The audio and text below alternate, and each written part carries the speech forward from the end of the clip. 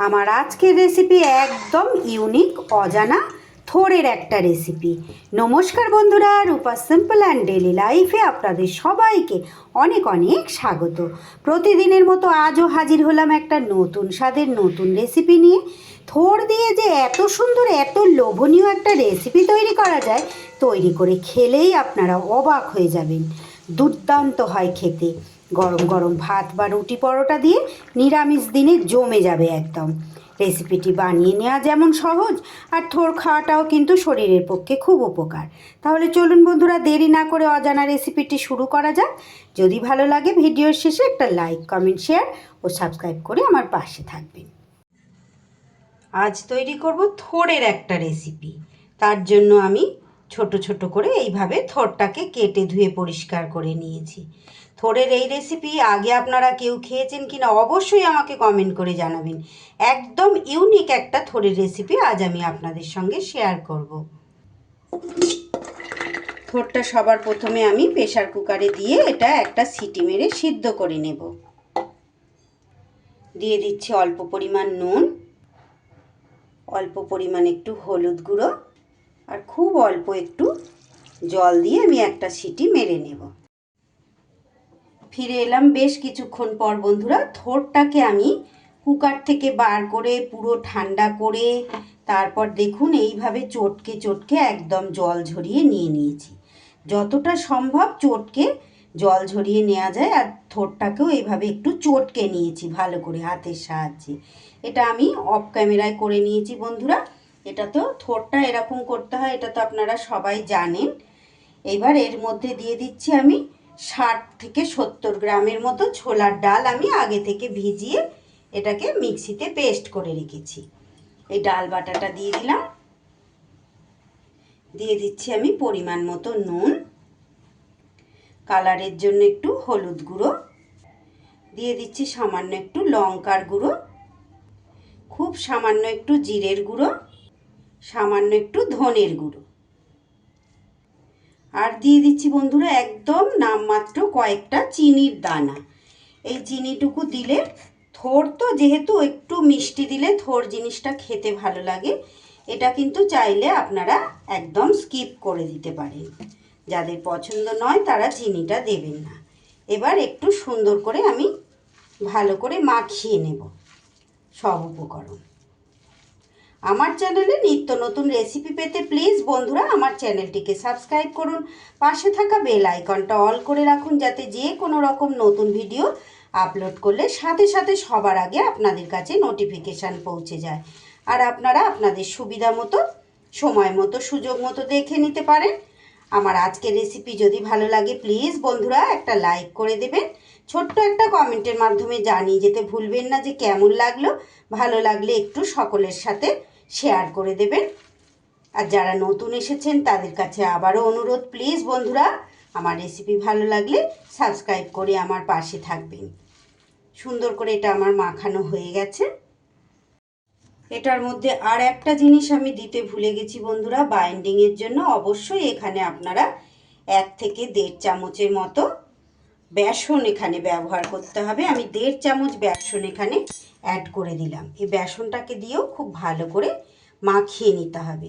এটা দিচ্ছি পুরোপুরি একটা বেশ আঁটো বাইন্ডিং হওয়ার জন্য, যাতে তেলে ভাজার সময় এটা ছেড়ে না যায়। সুন্দর করে বেসনটাও আমি মিশিয়ে নেব। ভালো করে চটকে চটকে একদম মেখে নিতে হবে সুন্দর করে। যত সুন্দর করে এটা মাখা হবে, এইটা কিন্তু যে কোপ্তা বলুন বা পকোড়া বলুন আকারে যে ভাজবো বড়াটা, ভীষণ সুন্দর একটা লোভনীয় স্বাদের খেতে হবে। এটা আমার সুন্দর করে মাখা হয়ে গেছে। সুন্দর করে এইভাবে উল্টে পাল্টে লাল লাল করে এগুলো ভেজে নিতে হবে। এগুলো কিন্তু আপনারা ডালের সাথেও পকোড়ার মতো ভাজা খেতে পারেন বন্ধুরা, দারুণ সুন্দর স্বাদ লাগবে। আর থোড় খাওয়া তো আমাদের কতটা উপকার শরীরের জন্য, এটা তো আর বলার অপেক্ষা রাখে না বন্ধুরা। থোড়ে আছে প্রচুর ফাইবার, সেই সাথে ভিটামিন, প্রোটিন, আর আছে প্রচুর পরিমাণে আয়রন। থোড় খেতেও কিন্তু খুব ভালো লাগে। একটু কাটার ঝামেলা, ঠিক কথা, থোড় কাটতে একটু সময় লাগে, কিন্তু এইভাবে একবার করে খেয়ে দেখবেন। এতে তো খুব বেশি থোড় লাগেনি, খুব অল্প পরিমাণই থোড় লেগেছে। অল্প পরিমাণ থোড় দিয়েই কিন্তু অনেকটা এই ধরনের রেসিপি আপনারা বানিয়ে নিতে পারবেন। খুব সুন্দর লাগে খেতে বন্ধুরা, একদম ইউনিক একটা রেসিপি আমি শেয়ার করছি। আপনাদের যদি রেসিপিটা ভালো লাগে প্লিজ বন্ধুরা একটা লাইক করে দেবেন, ছোট্ট একটা কমেন্ট করে জানিয়ে যেতে আমাকে ভুলবেন না যে কেমন লাগলো আজকের রেসিপি। ভালো লাগলে সবার মাঝে একটু শেয়ার করে দেবেন। আর যারা নতুন দেখছেন প্লিজ বন্ধুরা আমার চ্যানেলটা সাবস্ক্রাইব করে আমার পাশে থাকবেন। আমার এগুলো কিন্তু বেশ সুন্দর করে ভাজা হয়ে গেছে। দেখুন শুধু তুলে নিয়েছি, কতটা লোভনীয় দেখতে লাগছে। দুর্দান্ত খেতে, এগুলো দুর্দান্ত খেতে। একদিন তৈরি করে খেয়ে দেখবেন বন্ধুরা। আমি সেকেন্ড ব্যাচেরগুলো এভাবে কড়াইতে আবারও দিয়ে দিয়েছি। এগুলোও আমি একই রকমভাবে ভেজে নেব। এইগুলো ভাজা হতে হতে আমি একটা মশলার পেস্ট তৈরি করে নেব বন্ধুরা। মশলার জন্য মিক্সির বাটিতে নিয়ে নিচ্ছি 1 ইঞ্চি টুকরো আদা আর 4টে কাঁচা লঙ্কা, তারই সাথে একটা টমেটোকে 4 টুকরো করে নিয়েছি। এরই মধ্যে দিয়ে দিচ্ছি 1 চা চামচ জিরের গুঁড়ো, দিয়ে দিচ্ছি 1 চা চামচ ধনের গুঁড়ো। একদম বেসিক যে মশলাগুলো সবসময় আমরা ব্যবহার করি সেই মশলাই আমি নিয়ে নিলাম। অল্প সামান্য একটু জল দিয়ে দিচ্ছি। এবার এটাকে মিহি পেস্ট একটা তৈরি করে নেব। এদিকে এগুলোও কিন্তু আমার সুন্দর করে বেশ ভাজা হয়ে গেছে। এগুলোও আমি এবার তুলে নেব। কড়াইতে আমার অনেকটা পরিমাণ তেল আছে, একটু তেল আমি কমিয়ে রাখব। কিছুটা তেল আমি কমিয়ে নিয়েছি। এইবার ফোড়নের মধ্যে দিয়ে দিচ্ছি একটা শুকনো লঙ্কা, একটা তেজপাতা আর সামান্য একটু গোটা জিরে। ফোড়নটা একটু ভাজা ভাজা করে নেব।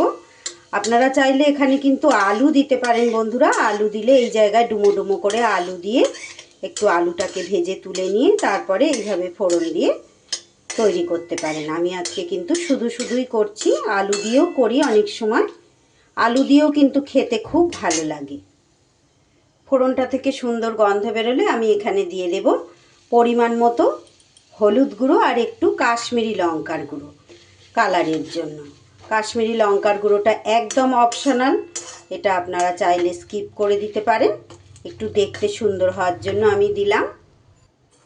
এরপর দিয়ে দিচ্ছি যে মশলাটা পেস্ট করলাম সেই মশলাটা। সুন্দর করে এবার মশলাটা কষিয়ে নিতে হবে। আমি কিন্তু সম্পূর্ণ নিরামিষভাবে তৈরি করছি বন্ধুরা। যে কোনো দিনই আপনারা কিন্তু এই রেসিপি সুন্দরভাবে এইভাবে তৈরি করে নিতে পারেন। একদম ইউনিক থোড়ের রেসিপি। থোড় তো আপনারা সব সময় বেশিরভাগ সময় ভাজা বা চচ্চড়ি বা লাবড়ার মধ্যে দিয়ে এইভাবে খান, কিন্তু এইভাবে একবার থোড়ের এই যে ডালনা, এমনিও ছোলা আলু টালু দিয়ে ডালনা করে খান, কিন্তু এইভাবে একবার কোপ্তার আকারে ভেজে এইভাবে ডালনা করে খেয়ে দেখবেন, ভীষণ সুন্দর হয়, দারুণ লাগে খেতে। মশলাটা একটু ভালো করে আমি কষিয়ে নিচ্ছি। মশলা কিন্তু আমার খুব সুন্দর করে দেখুন কষা হয়ে গেছে, একদম তেল আর মশলা আলাদা আলাদা হয়ে গেছে। এইভাবেই সুন্দর করে মশলাটাকে কষিয়ে নিতে হবে। এইবার আমি এই পর্যায়ে দিয়ে দেব এখানে জল। একটু জলটা বুঝে শুনে দেব, একদম গায়ে মাখা মাখা হবে, এটা তো ঝোল ঝোল হবে না। যেহেতু ডাল ব্যবহার করেছি, সামান্য হলেও বেসন ব্যবহার করা আছে, তাই কিন্তু অনেকটাই গ্রেভিটা ওর মধ্যে টেনে নেবে, তাই পরিমাণ মতো এইভাবে দিতে হবে। এবার আমি এই পর্যায়ে দিয়ে দিচ্ছি নুন। এবার গ্রেভিটা খুব ভালো করে 3 থেকে 4 মিনিট ভালো করে ফুটিয়ে নিতে হবে। 3 থেকে 4 মিনিট গ্রেভি খুব ভালো করে ফুটিয়ে নিয়ে এইবার আমি ভেজে রাখা বড়া বা পকোড়াগুলো দিয়ে দিলাম। আবারও আমি ভালো করে 3 থেকে 4 মিনিট এগুলো ভালো করে ফুটিয়ে নেব। যাতে গ্রেভিটা ভালো করে ঢুকে যায় পকোড়াগুলোর ভিতরে। 3 থেকে 4 মিনিট সুন্দর করে আমি ফুটিয়ে নিয়েছি। এইবার দিয়ে দিচ্ছি খুব সামান্য একটু ঘি। যেহেতু নিরামিষ রেসিপি, একটু ঘি দিলে খেতে স্বাদ হবে বন্ধুরা। দিয়ে দিচ্ছি সামান্য একটু গুঁড়ো গরম মশলা, তার সাথে দিয়ে দেব খুব সামান্য একটু চিনি, একদম কয়েকটা দানা মাত্র, সুন্দর একটা স্বাদ ব্যালেন্সের জন্য। আর দিয়ে দেব হাতে করে ক্র্যাশ করে নেওয়া একটু কসুরি মেথি। এইবার একটু হালকা হাতে সব কিছু মিশিয়ে দেব। একদম কিন্তু রেডি হয়ে গেছে আমার থোড়ের কোপ্তা কারি। দেখুন কতটা সুন্দর দেখতে হয়েছে, আর এত সুন্দর ফ্লেভার আসছে বন্ধুরা। রেসিপিটা তো আমার পুরো রেডি হয়ে গেছে, এত সুন্দর ফ্লেভার আসছে যে কি বলবো, দুর্দান্ত স্বাদ বন্ধুরা। আপনাদের সকলের কাছে অনুরোধ রইল একবার এইভাবে তৈরি করে খেয়ে দেখবেন। আর ভালো লাগলে আমাকে কমেন্ট বক্সে এসে জানিয়ে যেতে ভুলবেন না কিন্তু। আর যে সকল বন্ধুরা আজ নতুন দেখছেন, প্লিজ বন্ধুরা যদি ভালো লাগে আমার চ্যানেলটা সাবস্ক্রাইব করে পাশে থাকা বেল আইকনটা অল করে দেবেন। আমার নতুন বন্ধু, পুরনো বন্ধু, সকল বন্ধুদের জন্য রইল অনেক অনেক ভালোবাসা, অনেক শুভকামনা। অসংখ্য ধন্যবাদ সকলকে। আমি এবার গ্যাস বন্ধ করে দিলাম। 5 মিনিট রেস্টে রেখে তারপর পরিবেশন করব। রেসিপিটা কিন্তু একদম রেডি। কতটা লোভনীয় হয়েছে দেখেই বুঝতে পারছেন। এবার গরম গরম ভাত বা রুটি পরোটার সাথে পরিবেশন করে দিলেই জমে যাবে খাওয়া। আজকে রেসিপি যদি ভালো লাগে প্লিজ বন্ধুরা লাইক, কমেন্ট, শেয়ার ও সাবস্ক্রাইব করে পাশে থাকবেন। সবাই খুব ভালো থাকবেন, সুস্থ থাকবেন। আবারও ফিরে আসছে আগামী দিন নতুন কোনো রেসিপির সাথে। আজ তাহলে আসি। সবাইকে অসংখ্য অসংখ্য ধন্যবাদ।